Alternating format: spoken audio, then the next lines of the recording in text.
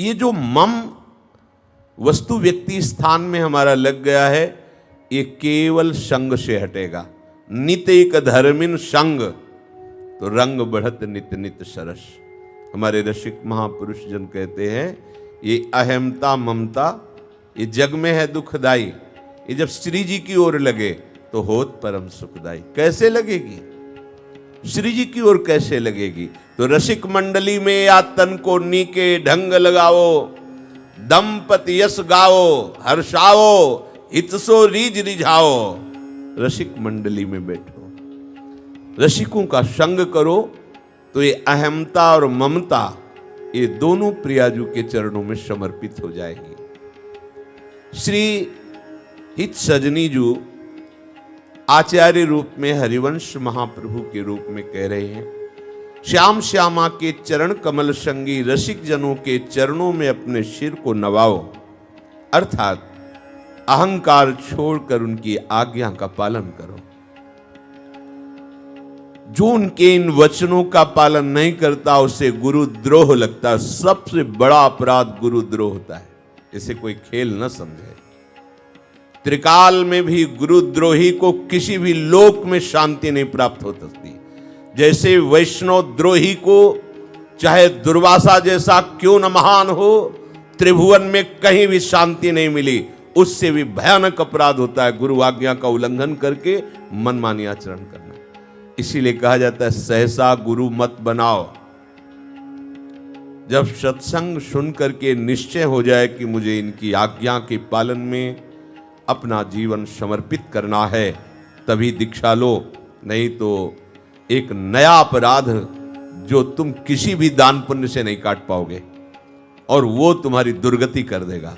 जो सदगति का परम कारण है, अगर वहां चूक कर गए तो दुर्गति का कारण हो जाएगा।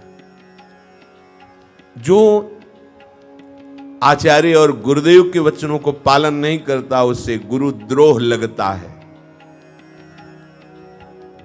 वो अपने मन को जो अच्छा लगता है वही करता है, जो गुरुद्रोही होता है।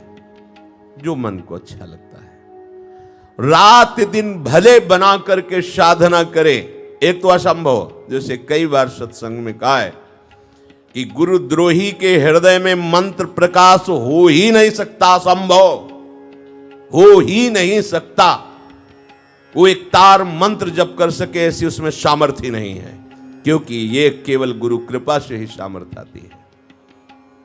वो चाहे जितना रात दिन बना करके साधन करे, वो सब अन्यथा हो जाता है, व्यर्थ हो जाता है। यह है अधर्म, यह है सब हानि। जो इस प्रेम धर्म के अनुयायी हैं उनको इस बात से डरते रहना चाहिए, सावधान रहना चाहिए कि गुरुद्रोह कहीं जीवन में हमारे माथे पे न लग जाए। अगर वो गुरुद्रोह लग गया तो इत व्यवहार न उत परमारथ, बीच ही बीच जो जन्म गंवायो, जो धर्मिन सो प्रीति करत नहीं, कहा भयो धर्मी जो कहायो। जो गुरुद्रोही होते हैं उनको इस प्रकृति की वस्तु व्यक्ति स्थान दंड देना प्रारंभ कर देते हैं। सारी की सारी शुभ अनुकूलताएं जो उनको मिलने वाली थी वो सब नष्ट हो जाती है। संत अवज्ञा तुरत भवानी, कर कल्याण अखिल के हानि। साधु अवज्ञा तुरत भवानी, कर कल्याण। जितने कल्याणकारी शुभ कर्म पीछे हुए सब नष्ट हो जाते हैं। कि सुकृत बहु जन्म के क्षण में डारे खोए। अब वो बुद्धि भ्रष्ट होती चली जाएगी, ऐसे आचरण बनते चले जाएंगे। गुरुद्रोह तो लगा ही है, ऐसे आचरण बनते चले जाएंगे जिससे उसका निस्तार होना बहुत कठिन है। उनका न व्यवहार बन पाता है न परमार्थ।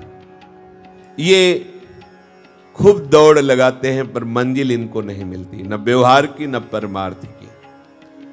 बीच ही बीच में वो अपना जन्म गंवा देते हैं। उनके हाथ में न व्यवहार लगता है न परमार्थ लगता है।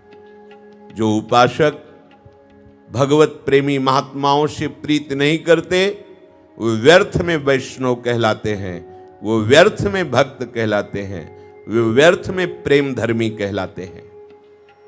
करो श्री हरिवंश उपासक संग, जो प्रीति तरंग सुरंग बहो, करो श्री हरिवंश की रीति सबे, कुल लोक विरुद्ध जो जाय सहो। यदि तुम अपने जीवन को सार्थक करना चाहते हो तो जो प्रिया प्रीतम की प्रीति तरंग में जिनका हृदय बह रहा है, द्रवित हो रहा है, ऐसे उपासकों का संग करो। यदि तुम प्रियाजू के शरणागत हुए हो तो ये लोकातीत और वेदातीत मार्ग है। तुमने अपनी कुल परंपरा, वेद परंपरा का त्याग करके इस प्रेम धर्म का वर्ण किया है, तो तुम्हें सब कुछ सहन करना होगा। सहत सहत बाढ़े भगति। ये जो मन अहंकार से युक्त होकर मैं कर लूंगा, वो केवल पार्थिव क्रियाएं होंगी, आध्यात्मिक उन्नति नहीं होगी। लोक और व्यवहार की विरुद्धता को सहने की सामर्थ्य रखो, मन के मार को सहने की सामर्थ्य रखो और अपने आश्रयदाता के द्वारा बताई हुई उपासना पद्धति में अपने चित्त को जोड़ दो। करो श्री हरिवंश की रीति सबे।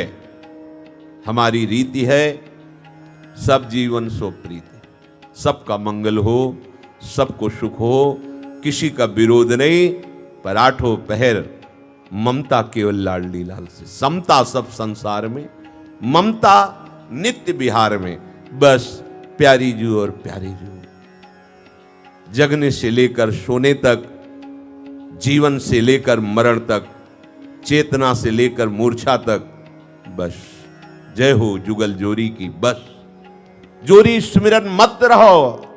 आचार्य चरण विठल दास जी को पत्रिका में लिखते हैं, ये जोरी सुख बरसत है, ये सुख अमृत स्वरूप है। जोरी सुमिरन मत रहो। राधा वल्लभ, राधा वल्लभ, ये अमृत है, इसका पान करो। जितना पान करोगे उतना ये विषय विष नष्ट हो जाएगा। तो संपूर्ण अपनी उपासना की रीति का आचरण करो।